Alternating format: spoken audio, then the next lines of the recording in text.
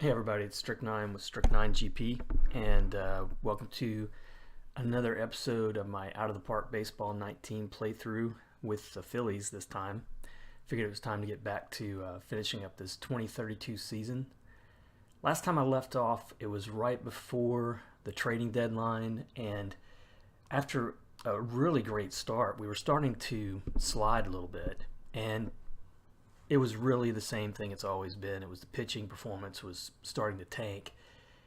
And so I made one trade right before that trading deadline, and I'm hoping that it helped out. It's been pretty much a mixed result so far. I traded for Danny Ald, Ood.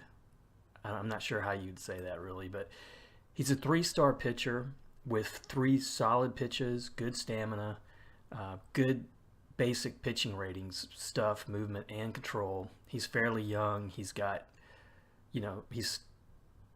some years left for arbitration, and I traded with the Mets to get him. And when I traded, he was 8-4 in 13 starts, so 114 WHIP, was looking really good. And then when I picked him up, first few games he looked great, but he had a rough stretch here. You can see these two games, gave up 9 runs in 4 innings against Atlanta, gave up 8 earned runs against Los Angeles in 5 innings. But last 2 starts he's won, and so I'm hoping that he's gonna get back to where he was when I first picked him up.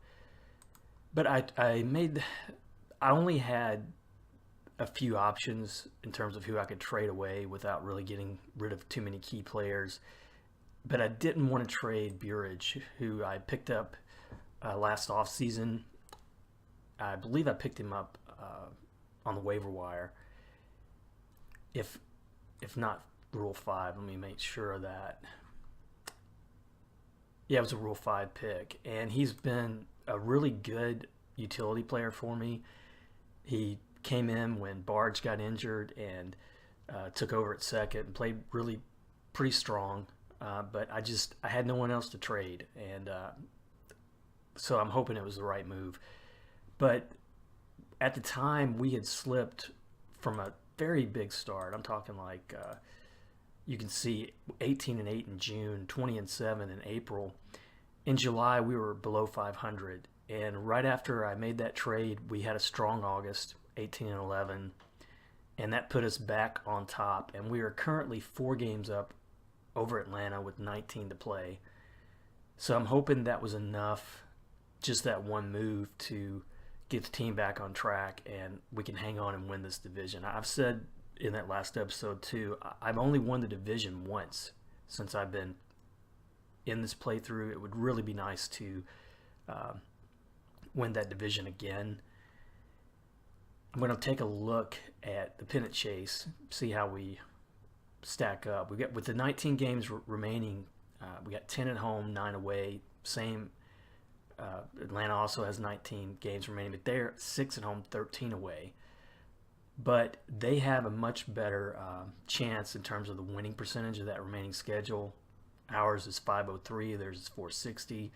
So they definitely have a better chance down the stretch. And then New York on the outside at 6.5 back. I mean, they could get hot and challenge too. And they have 7 games left at home, 11 away, and their schedule is about like mine. So I think it's probably going to come down to whether I can hold off Atlanta or not. I'll take a look at the rest of the league before we take care of the rest of these games. If you've been keeping up with this playthrough, some of the individual performances about the same. Chris Woodley has turned into a pretty solid player for Tampa Bay. Brandon Kinsler having another great year. I don't know if he's going to be in line for another MVP, but it's a good chance because his wins above replacement, he's on pace to get above 9 again. He was 9.7 last year. Pitching wise, I don't recognize too many of these people except Zach Owenby, who's a big strikeout pitcher for Detroit. Jim Pearson at Tampa Bay, he's having a good year. He's been in the league for a few years, and this might be his best year so far. If it holds out, he has a good chance, I think, at the Cy Young. In the National League, Pat Dowdy, who every time I see this guy, I cringe a little bit. I traded when Barge was coming up. I traded Dowdy away, and he has turned into be one of the best players in the National League.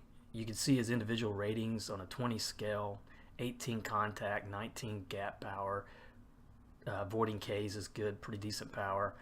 He's having a great year, just like he had last year. He's already over 200 hits for the year, and at just 24 years old, this guy is going to be a serious player for a while if he stays healthy, and he's listed as durable. I may already be regretting that trade. As good as Barge has been, Barge has struggled against lefties, and I've had to really kind of platoon him a lot over the last few years. So he hasn't really developed into the kind of star player that Dowdy has become. So that may have been a bad trade. And who I traded for was my first baseman, Vandenhoeven, who I've had a lot of high hopes for, but he's just not panning out.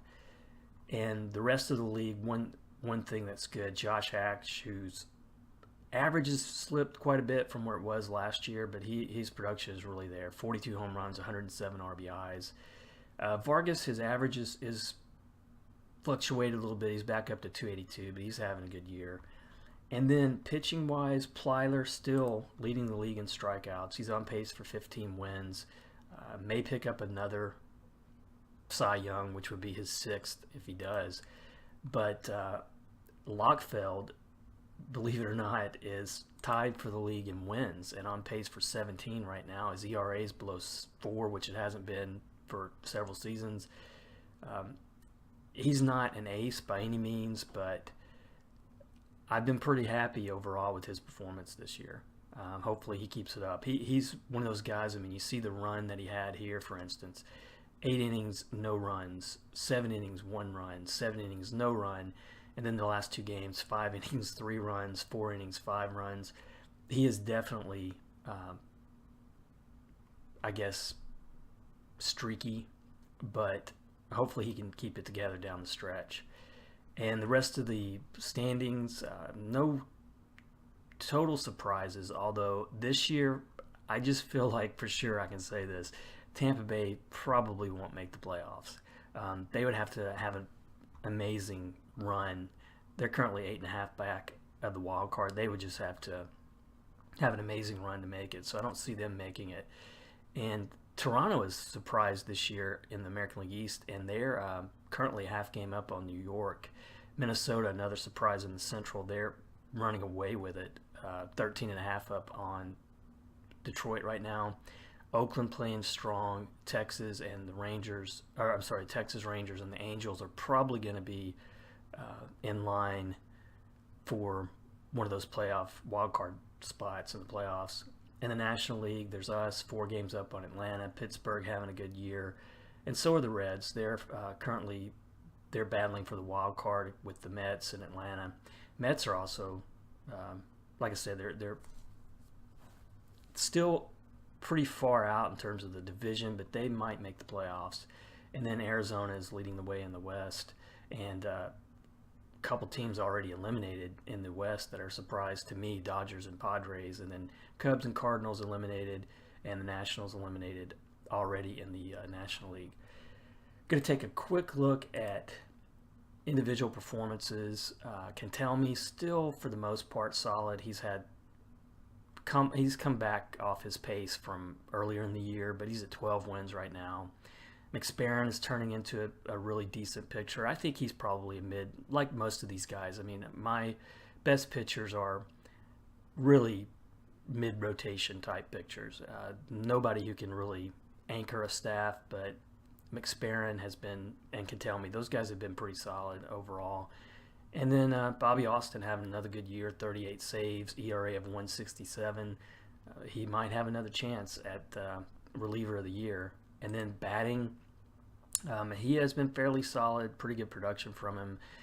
Vandenhoeven, that average is just, after starting off over 300 in April, he hasn't really been the same player. He still draws quite a bit of walks, decent power, but there's no question I'm going to have to start thinking of another option long term at first. Barge was injured for a while, but his production has been really good, already up to 80 RBIs for the year and limited play from injuries. Devers is starting to show his age. He's at 1.5 star potential right now, and overall, his production though has still been there. It's just his average has slipped a little bit from the last couple of years. Perez though may have been my best pickup in the offseason. He's already over 100 runs scored. He's speedy. He's at 41 stolen bases. Average is 282, and then he's that 20 rated shortstop. Several times he's won the Gold Glove. So I think that was probably my best offseason move when I look at this team right now. And then Vargas, still solid. Ochoa had some injury problems he had to deal with, but he's already up to 24 home runs and in a platoon situation. So for his career, he might top out at 300 for this team, and that'll be pretty good. I would think that's something I might look at in a future episode. Is just I like looking at the team history and seeing if there are any of the players that I've developed or signed, if they made it to that top 10 overall list in some of the stats. He might be in the top 10 overall in overall Phillies history in home runs already. So I think overall he's had a decent career considering the player that he is. So that's how we're looking right now. I'm going to go ahead and play out the season. We're going to start out on the road at Colorado. Colorado is playing for a wild card spot, so I expect that this will be a pretty tough series. So let's get started. And first game, we win 5-2, pretty solid. Vargas, Vandenhoeven, a good game. Neidiger's been really tremendous coming off the bench this year. I don't know what I'm going to be doing with him in the offseason, but he's looking good. And Danny Ood got that win. 5 innings, just 1 earned run. So 5th win that he's picked up for me since he came in over in trade. And Austin is 39th save. Looks like Zach Green, player's been off my radar for a while. He's having a good year, though. A good comeback year in Colorado. He's hit 500 home runs for his career. So good job for him overall. Sean Gibson out for Boston for the year.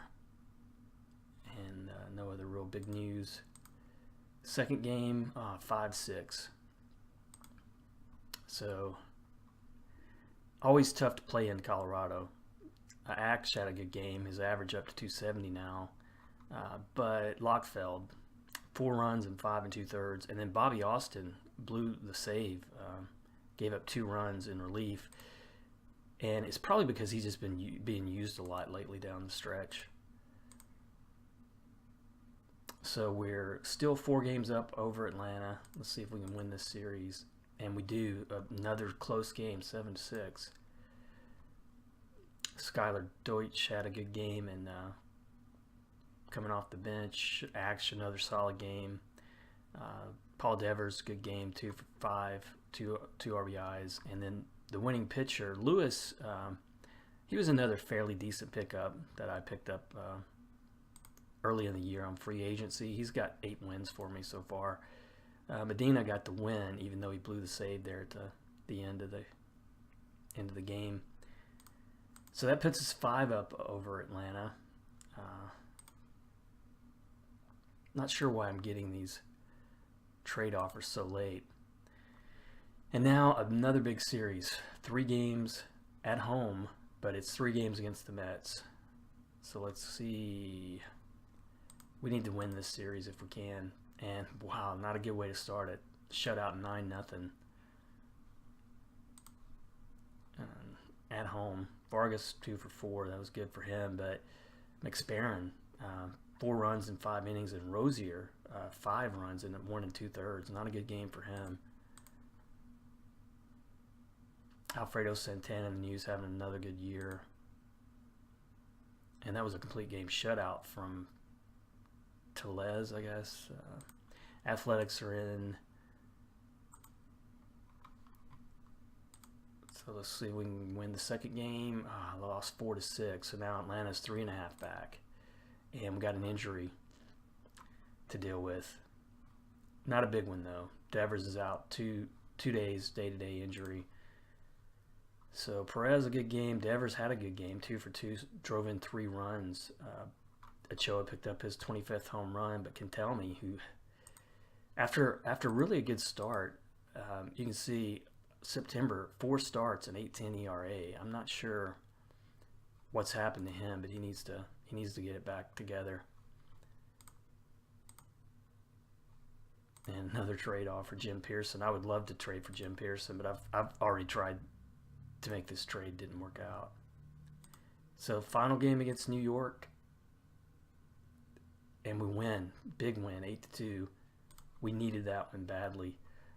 Vargas, good game, 3 RBIs. Vandenhoeven, 1 for 3 with 2 RBIs. It looked like he may have picked up another home run. And then Danny Ude, solid performance from him. 7 innings, no runs, and he picked up his 6th win. There were several home runs. Vargas, Vandenhoeven, and Axe, his 46th. If he continues to get hot, he may hit 50 home runs again this year. So looking at the end of the week, we're going to have another big series with Cincinnati now. Alfredo Santana, Player of the Week. This guy's going to have a great career if he stays healthy. He's close to 2,000 hits already. I think 2,500 hits, close to 500 home runs might be his ceiling. That would be pretty good. And then Luis Guardado, how do you say that, for Washington. Steve Jones, a big injury for Toronto, though. That might hurt their chances. And power rankings, we are first again. So we've been pretty close to the top in this power rankings all through the year. We do have the best record in the National League still. We're at 90 wins. And we have the second best record in all of baseball. But that might be close. I think if I'm not mistaken, I think my high is 90. It is 92 wins. So this could potentially be the best record I've ever had in this playthrough. That would be good news. So now, tough series with Cincinnati at home. First game, we lose 6-7, and Atlanta, they're getting closer and closer. 2.5 games now. Perez, a good game. Ochoa, 26th home run for him. But Lockfeld, again, 7 runs in five innings. He just cannot stay consistent enough. Marlins out of the playoffs right now, so let's come on. Gotta win this series. Nope, 3-8. Vargas back below 280 on his batting average. And Lewis, not a bad game. 6 innings, 3 earned runs. That bullpen though, especially this guy who, if we make the playoffs, I don't know if I'll include him on the roster. He's just been so tough, and I really need to probably move him out of that setup role, but I don't know who I would put in there. Let me do this. I'm going to put him as setup and Monsibia as middle relief and avoid high leverage. See if that'll save us. Brewers are now out of the playoffs, and Lopez looks like he's been injured again. Great pitcher, but injuries are really hurting his career. Last game against Cincinnati, and we win a shutout, 3-0. That's going to help us out a lot. And we're about to play Miami. Thankfully, it's a 4-game series, but we're on at home against them. Vargas had a good game, 3 for 4. Devers, another good game. Axe may have picked up his 47th home run. And McSparren got back on track, 7 solid innings. Wright picked up the save. And he's injured, but just for 5 days, so he may not miss his next start if we get a break in there. So let's go. Let's see how we do against Miami. First game, close one, 3-2. Vargas 2 for 3, scored a run, drove in 1. Vandenhoeven 2 for 3 with an RBI, and Vargas, he's up to 104 runs, so his career high was last year at 112. He might get close to beating it. Can't tell me. decent game, picked up his 13th win, and then Austin his 40th save. Minnesota won the Central. Texas made it to the postseason. So we're up 3 now against Atlanta. We need to really finish strong in this series. Second game, 1-8. Not good. Another trade proposal that we don't really need at this moment. And they're wanting Vargas, so that won't happen. But Vargas was 2 for 4 in this game. Axe solid. But it was another poor pitching performance. Danny Ude, 4 runs in 5 innings. And then Monsebiaz, you know what? You need to get off the team. I don't know what to do with you, but I'm going to designate you for... You've got to... you got to be kidding me how bad he's played. So now we got 2 games with Miami. We got to finish it strong. Just 2 games up on Atlanta now.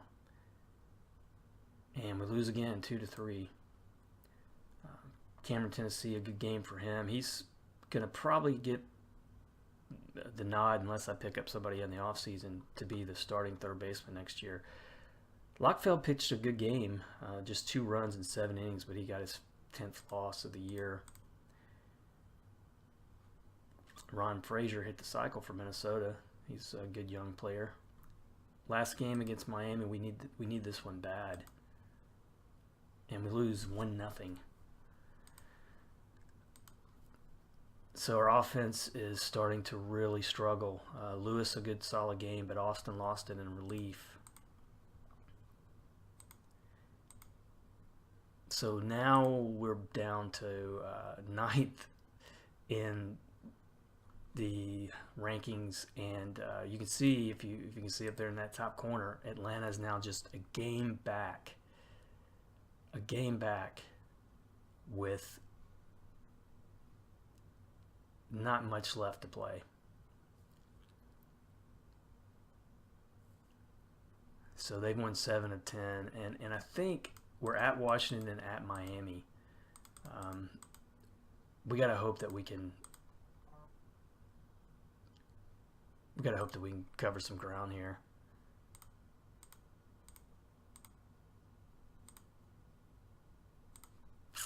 And looks like the Toronto wins. So Atlanta lost. They're now 1.5 games back. So first game against Washington, looks like it was a rain delay. And New York is now tied with Atlanta, 2 games back. Oh, man. We lost both games of that doubleheader. 4-6. From Mejia had a good game, but pitching, McSparron not good, Compton not good. And then the second game, lost 5-7. Vargas was good at the top of the order. Barge had a good game, but can tell me 6 runs in 3 innings. I tell you, the pitching has been the bane of my existence in this playthrough. So now we could be tied with Atlanta. And we are. We lost again, 4-10. I think we're going to cave. I just don't see us. We may not even make the playoffs if this keeps up. I'll have to check that out too. Barge, a good game in this one, but the pitching is just terrible. All up and down the line. And I don't know how to salvage it at this point. I'm not seeing a whole lot of good stuff.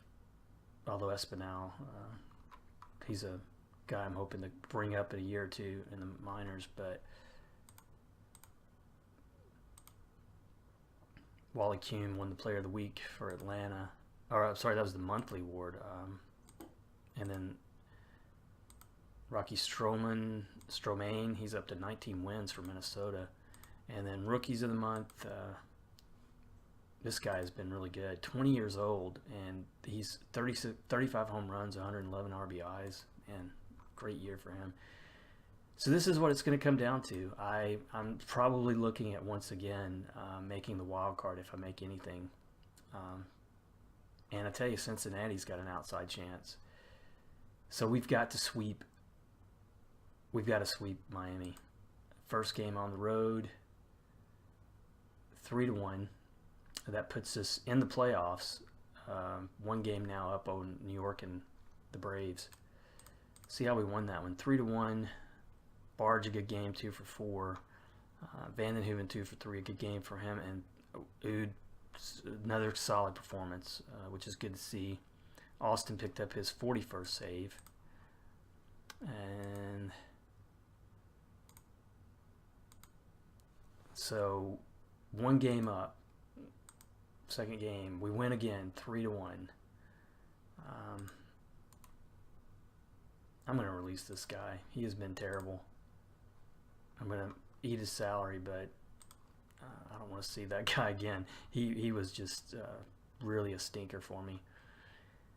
So we won it in extra innings. Ochoa 3 for 4, drove into his 28th home run, and not much else. Lewis had a solid game, but it was the bullpen that had to hang on and win this one. So 2 games up, that gives us the division title. Whew. So we got lucky, honestly.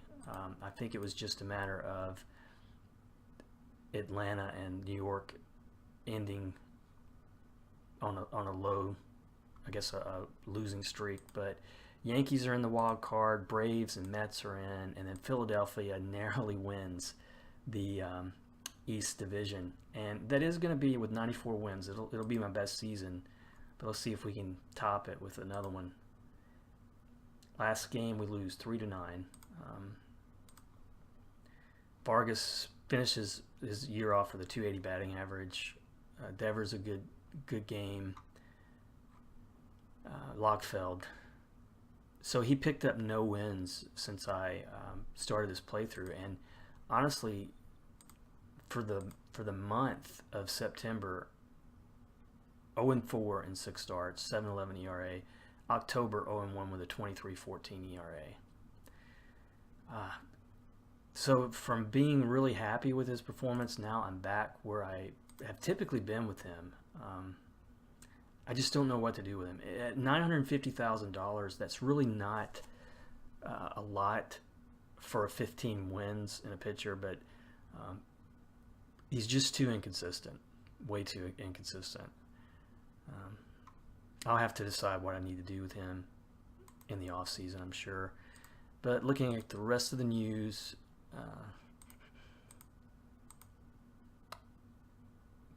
Kinsler, good game for him, or year for him again. Dowdy won the batting title in the National League. Great year for him. 223 hits, 59 doubles.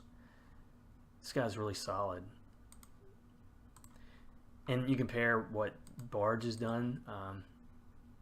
Barge is a 4-star player. I've got him for one more year in arbitration. He was fairly solid this year.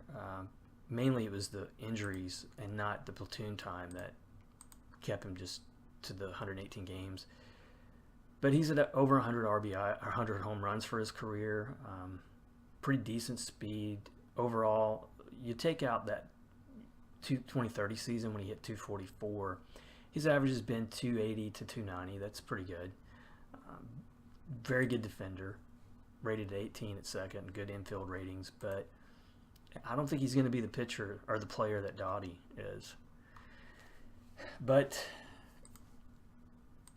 now I got to worry about the playoffs. So for the first time in a while, we've won the division, and we're going to be at home to start out the playoffs, and we're going to probably I'm not sure who we're going to play yet, and I've got to take a look at that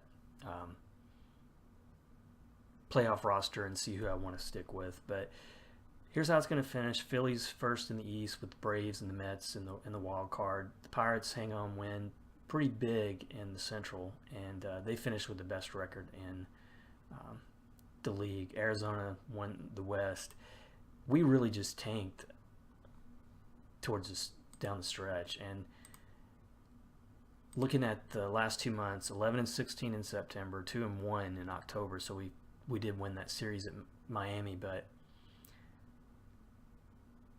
pretty inconsistent the last half of the season. I don't know how that's going to play into the playoffs. Offensively, we were solid overall for the most part, but that bullpen, few guys, mainly that one I just got rid of, but few guys are really struggling in the bullpen, and it hurt us, I think. Usually, even when the starting pitching has been kind of battered or inconsistent, I've usually been able to depend on that bullpen, and this year, for whatever reason, wasn't able to. Looking back at the standings now in the American League, it was Toronto barely beating out New York, who New York's going to be in the wild card. Minnesota won big.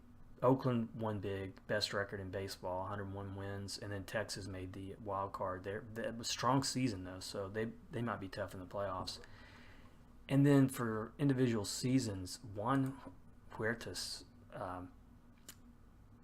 he has been getting some good power numbers the last few years, but he really turned it on this year. 62 home runs. Monster year for him, but Kinsler, just another solid year. 52 home runs, 160 RBIs. That reminds me of some of those numbers you'd see, when you look at statistics from like the 20s and 30s, some of those big Yankee teams. Those are really some amazing stats. And this guy's only 28. It's just short of 29, but he has had a heck of a start to his career.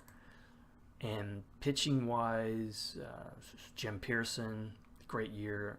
Stromain, 19 wins, and OMB led the league with 258 strikeouts. But I think Jim Pearson might have a good chance at the Cy Young. And then in the National League, we talked about Dowdy.